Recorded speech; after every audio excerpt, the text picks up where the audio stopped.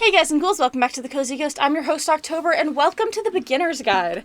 This is a game that I saw, oh god, I can't remember which YouTuber. I saw a YouTuber play this way back, and I thought it was such a fascinating game, for a couple of reasons that you'll see once we start, but I really wanted to play it, so let's get started.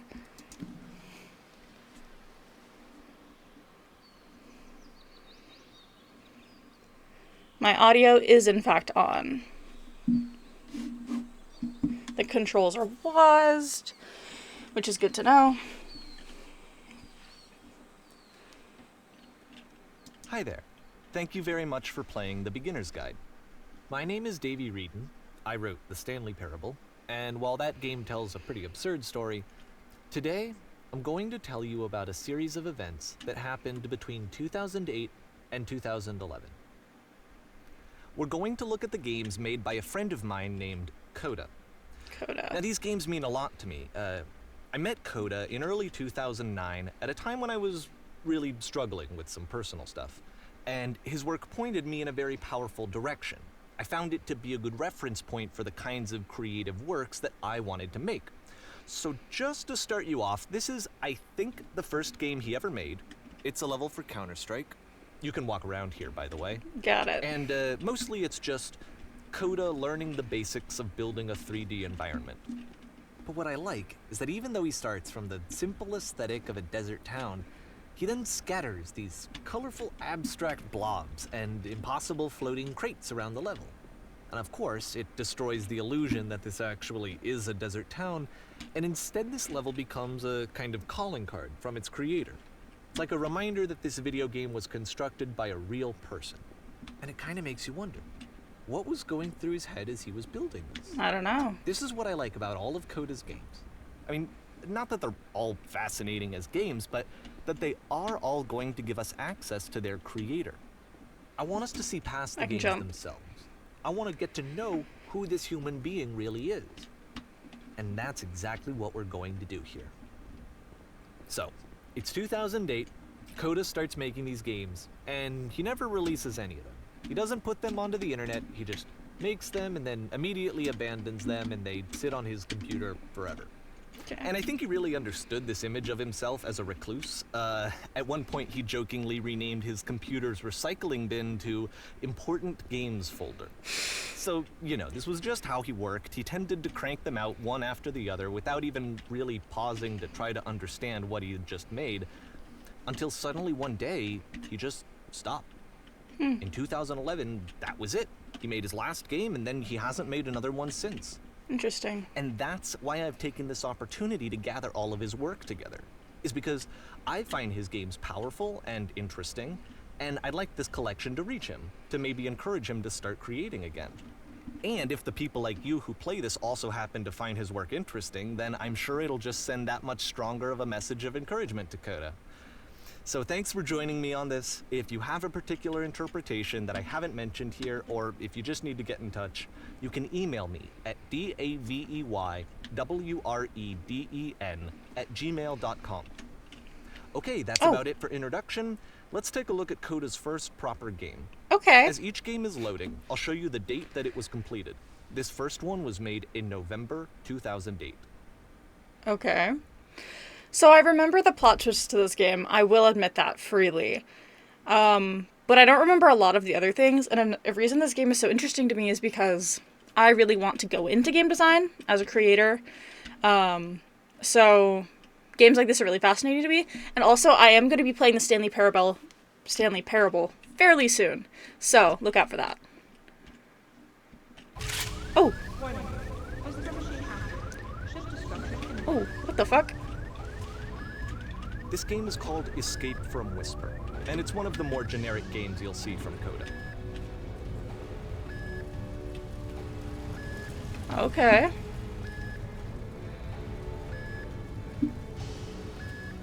You can click to fire the gun.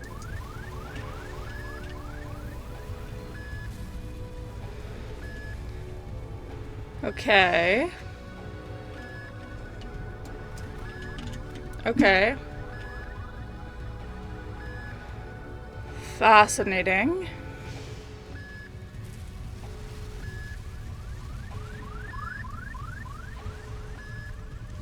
Okay.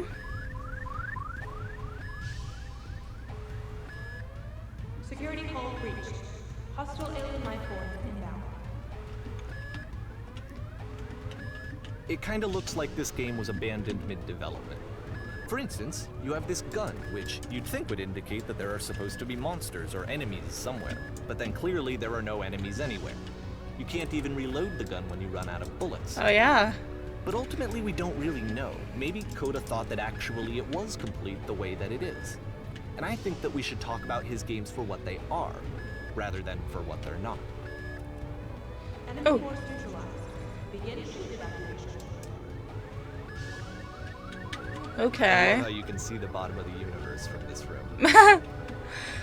But, like, this is a really good, like, talking about it as objectively as a game. It's actually really well done in the fact that, like, there's immediate world building that you can tell from the environment. There's this immediate urgency caused by the sound design. Whoops. Whoa. I get turned around really easily. But this immediately well done design. Oh.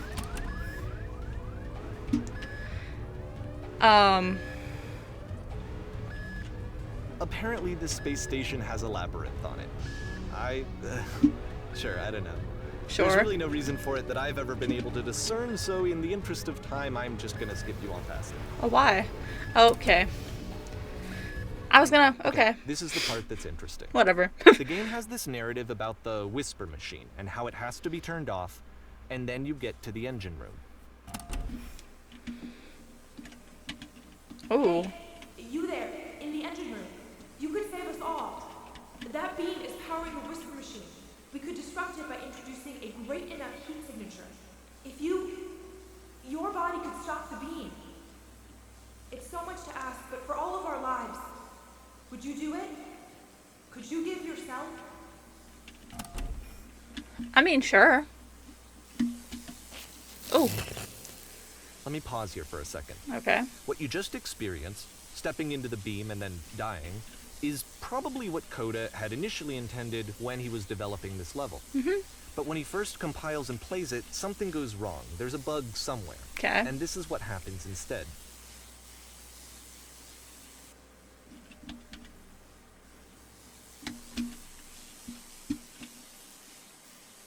Huh. There's the labyrinth. The beam causes you to start floating. And this is an important moment for him. Oh. Because yes, this is technically a glitch, but Coda identifies something human about it. Like how small it makes you feel in the face of this larger chaotic system. That's an Or unsolvable this floating labyrinth. could be the afterlife, a peaceful place, juxtaposed against all of the Oh, wait, never mind. hysteria that you've just had to traverse.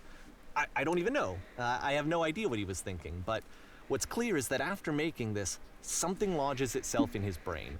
He wants to do more of these really weird and experimental designs. So he stops work on this and moves on to a stream of tiny little games that go in all sorts of directions. Let's go ahead and take a look at the first game he made after leaving this one behind. Okay. Although I really like this one. This one's cool. Okay, loading November 2008. Oh, I can't move. The past is Yep. behind her. In this game, you can only walk backwards.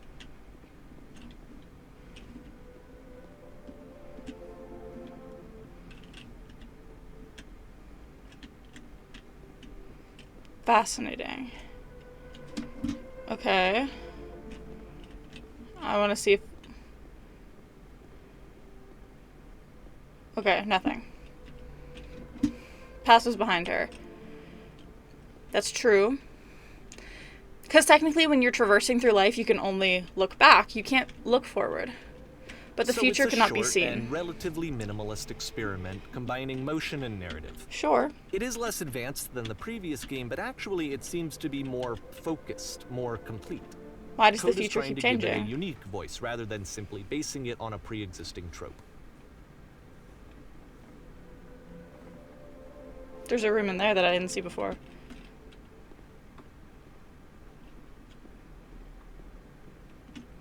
When she stops and looks, it becomes clearer. Oh, okay. But if the future is always behind her, how will she find the strength to confront it? It's a short little thought, it says what it wants to say, and then it ends. Didn't need anything more than that. Sure. Which to me is why it works, because it gets out quick. Sure. Okay, next one. Not all games need to be these long, labyrinthian journeys. Oh. Oh, God.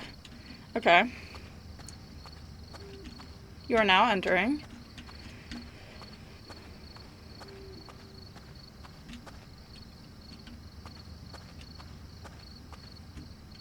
And that's it. Oh. Okay, the meaning of this game won't be clear just yet. Please be patient with me for a few more games, and I promise you'll see what makes it interesting. Okay. December 2008. Nonsense in nearly every Oftentimes, Coda would direction. put bizarre titles like this one at the start of his games. Nonsense in nearly every direction. I wish I'd known him at the time that he was making these early games. He would really only talk to me about his work as he was making it. Once he stopped work on a game, like, that was it. It was dead to him. Sure. And I don't agree with that at all, but what are you gonna do? Sure, yeah. I can understand that. Because it takes so much out of you to design a game, I guess. I haven't designed a game yet. When I will, I'll probably show it off on this channel, but I don't know, I'm really excited. Ooh, you slow down. Once you've been slowed to an absolute crawl, the door at the top of the stairs opens. So why, if Coda's not showing these games to anyone, why bother opening the door at all? I don't know. Well, to show you, I'm modifying the game here so that when you press enter, it'll bring you back up to full speed so you can enter the door for yourself. No, I'm gonna keep going at this crawling pace because this is how the game is meant to be played. It doesn't bother me when people modify games, but it does bother me when they modify it and it defeats the purpose of the game. So, like, I feel like this whole game, its purpose, ooh, even backwards is slow. Oof. The whole purpose of this game is the fact that you are at a crawl. I want to see if I can actually get to the top at this speed. It might take me a second. Boo boo boo. Because it's about patience at the end of the day. Like, do you have the patience to get up there? Is it worth the journey? I feel like it is. Because you haven't stopped. You're still going forward. You're just going forward very slowly. And I feel like that can be said about a lot of personal journeys. Like, it feels like you've slowed to a stop, but you haven't. You're just moving forward very slowly. And that's just because the passage of time is super hard to focus on, I guess. Oh, what was that? Oh, was that me going up a single stair? No, because I'm still steadily going up. Look at that. I don't need to press enter. And I'm not going to. Because, I don't know. I feel like it's kind of important to take these moments to understand what a game is really about. Instead of being like, oh, I wish this game was faster. I wish this game was slower. I want this game to be as it was meant to be made. And again, it's not like you can't get to this door. You just have to use patience to get to the door. And so I'm just going to keep talking until we get to the end of the door, because I know this kind of defeats the purpose of what this guy is trying to do, but what he is trying to get us to do kind of defeats the purpose of the game, I feel. Because if you slow to a stop, that's design. But you don't slow to a stop, you just slow to a crawl. And since that's part of the game design, I want to experience the game in that way. I like seeing the little lines. I have a pen. I like seeing the little lines going up the door to show you that it's like pixels. It's fascinating. It'd be interesting if you slowed to a stop once you got to the top step. But it's like, I mean, what is the point of opening the door? The point is that you're going to get up there eventually. As we are currently doing. It takes us this took us, 2 minutes? 3 maybe? That is not that much time in the grand scheme. So it's definitely worth it to keep going forward, even if it is at a glacial pace. So yeah, that's the true experience of patience. Patience, patience, patience.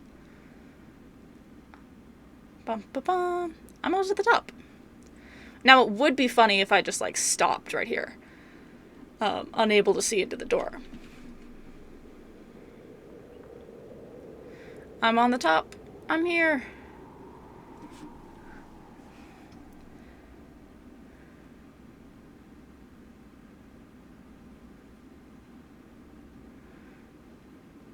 Oh, am I just gonna enter this room at a glacial pace?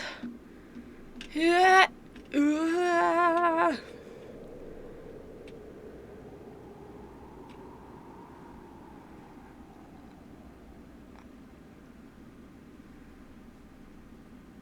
I got through the doorway as intended. I guess I'll hit enter. Whoa. Read an enemy's emails to learn how to beat them. Sharks are trying to eat you simultaneously. You are trying to eat the sharks. You construct a wall. The wall is destroyed. You are given a medal. And nice. Live on a boat. And filled with little ideas for games. Taking orders from the captain's always wrong. You must address and rally a group of eager press reporters. A game of only posters and concept art Coda showing would what the often game tell is me intended that to he be. didn't mind if people thought of him as cold or distant. He said that he knew that he was actually a vibrant and compassionate person, but that it takes time to really see that. It can be a very slow climb to get there. Yeah! See, the slow climb was worth it. A game of only motivational quotes played one after the other while the player cannot move. You play... I wasn't done reading those!